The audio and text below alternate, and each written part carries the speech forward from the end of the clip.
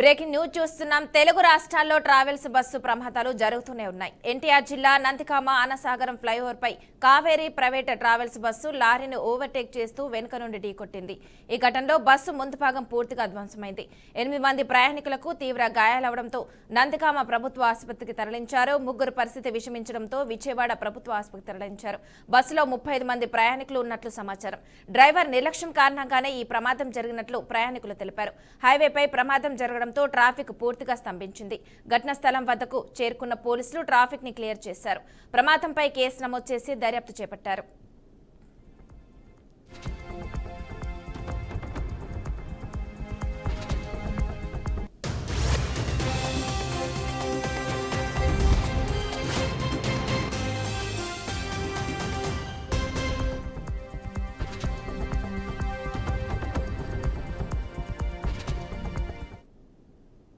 ఎన్టీఆర్ జిల్లా నందిగాం గ్రామం పైవారులో లారీని ఓవర్టేక్ చేసి బస్సుడు ఓవర్టేక్ చేసి యాక్సిడెంట్ చేశారు.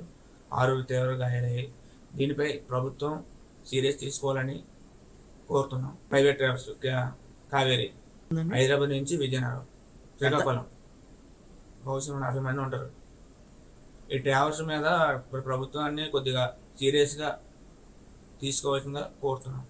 హైదరాబాద్ నుండి శ్రీకాకుళం వెళ్తున్నామండి. ఇది బస్సు ఎక్కాము, ట్రావెల్స్ కావేరీ ట్రావెల్స్.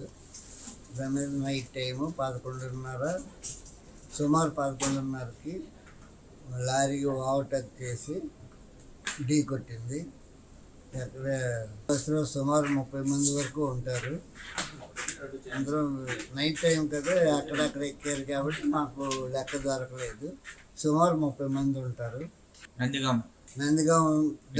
నందిగాం దాటాక ఓవర్టేక్ చేశాడు, ఢీ కొట్టింది లారీ బస్సు.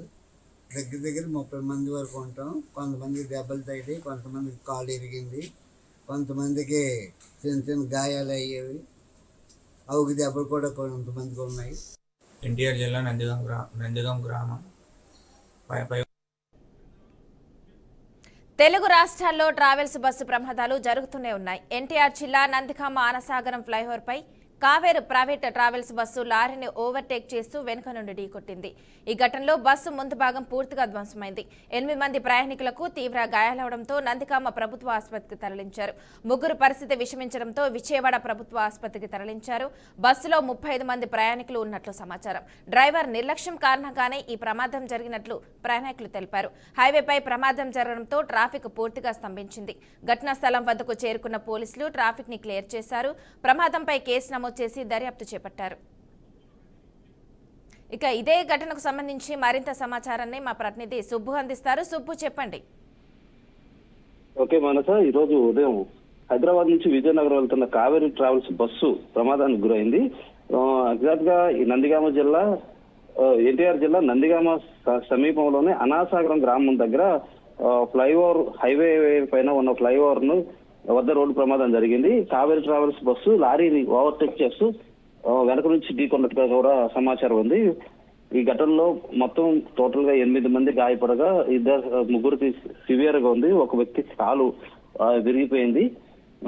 అయితే ప్రయాణికులు 35 మంది ఉండగా 30 మంది తీవ్ర గాయాలు పాలయ్యారు.